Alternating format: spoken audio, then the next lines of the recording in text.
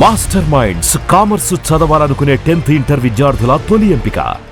రాజ్యాంగబద్ధమైన పదవిలో ఉన్న ఆయన రాజ్యాంగానికే తూట్లు పొడుస్తున్నారట. చట్టాన్ని చుట్టంగా చేసుకుని వైఎస్ఆర్సీపీ నేతలే టార్గెట్గా అక్రమ కేసులు బనాయిస్తున్నారట. పాలకుల ఆదేశాలకు జీ హుజూర్ అంటూ పోలీసులు సైతం బాధితుల్ని జైలుకు పంపిస్తున్నారట.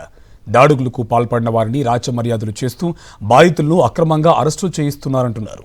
ఇంతకీ ఎవరైనా అతను ఇంతలా పేటరేగిపోవడానికి కారణమేంటి? Let's watch. హైకోర్టు తీర్పుకు విరుద్ధంగా నర్సీపట్నం పెద్ద చెరువులో సృష్టి క్షేత్రాన్ని స్పీకర్ అయ్యన్న పాత్రుడు చేపట్టారు. ఈ నిర్మాణం వల్ల పంటలకు ఇబ్బందని స్థానిక రైతులు మాజీ ఎమ్మెల్యే పెట్ల ఉమాశంకర్ గణేష్ ని కలిసి తమ గోడు వెళ్లబోసుకున్నారు. దీంతో సృష్టి క్షేత్రం నిర్మాణం వలన రైతులకు తీరని అన్యాయం జరుగుతుందని, పంటలకు సరైన నీరు అందదని చెప్పి హైకోర్టును ఆశ్రయించారు మాజీ ఎమ్మెల్యే. ఇక హైకోర్టు సృష్టి క్షేత్రం నిర్మాణంపై స్టే ఇచ్చింది. నిర్మాణ పనులను ఆపాలని ఆదేశించింది. హైకోర్టు తీర్పునకు విరుద్ధంగా ఉన్నతమైన స్థానంలో ఉన్న అయ్యన్న సృష్టి క్షేత్రం నిర్మాణ పనులను కొనసాగిస్తున్నారు.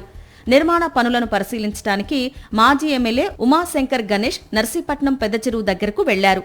ఉమాశంకర్ గణేష్ ఆయన అనుచరులపై టీడీపీ గూండాలు హత్యాయత్నానికి దిగారు. ఉమాశంకర్ గణేష్ కు చెందిన కారుని ధ్వంసం చేశారు. ఎంతమంది అంటే గూండాలందరూ కూడా రౌడీ షూటర్లు అందరూ కూడా రావడం జరిగింది. మా కారు అద్దాలు కూడా పరగొట్టడం జరిగింది. మరి మా మీద హత్య ప్రయత్నానికి కూడా అటెంప్ట్ చేయడం జరిగింది. దాడిపై నర్సీపట్నం పోలీస్ స్టేషన్లో వైఎస్ఆర్సీపీ నేతలు ఫిర్యాదు చేశారు.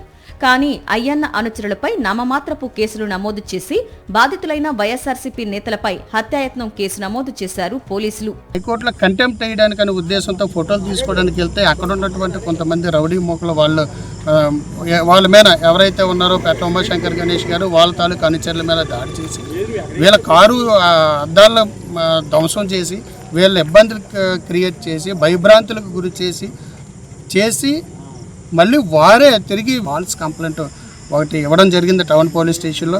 మాజీ ఎమ్మెల్యే ఉమాశంకర్ గణేష్, ఆయన పిఏ బాబుతో పాటు మరికొంతమందిని అక్రమంగా అరెస్టు చేసేందుకు పోలీసులు సిద్ధమయ్యారు.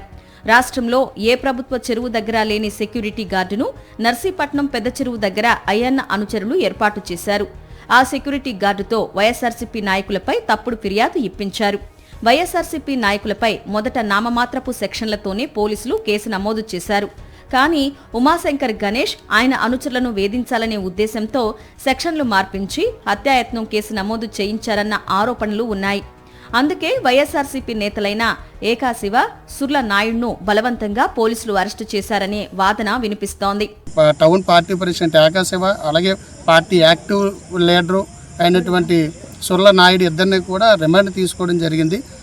రిమాండ్ ఇవ్వడం, జైలుకు వెళ్ళడం కూడా జరిగింది. అంటే ఇవన్నీ కూడా రేపు బెయిల్ అప్లికేషన్ వేసినప్పుడు కోర్టు వారికి ఇవన్నీ కూడా ఏదైతే హైకోర్టులో రిట్ పెండింగ్ ఉందో, ఏదైతే వాస్తవం అక్కడ జరిగింది, ఇవన్నీ కూడా కోర్టు వారి ముందు పెట్టడం జరుగుతుంది. ఈ కేసు తెరపైకి రావడంతో స్పీకర్ అయ్యన్నపై ప్రజలు తీవ్ర స్థాయిలో మండిపడుతున్నారు. అందర్నీ సమానంగా చూడాల్సిన స్పీకర్ స్థానంలో ఉన్న వ్యక్తి రాజకీయ వేధింపులకు పాల్పడడం ఏంటంటూ నర్సీపట్నం నియోజకవర్గ ప్రజలు ఆగ్రహం వ్యక్తం చేస్తున్నారు.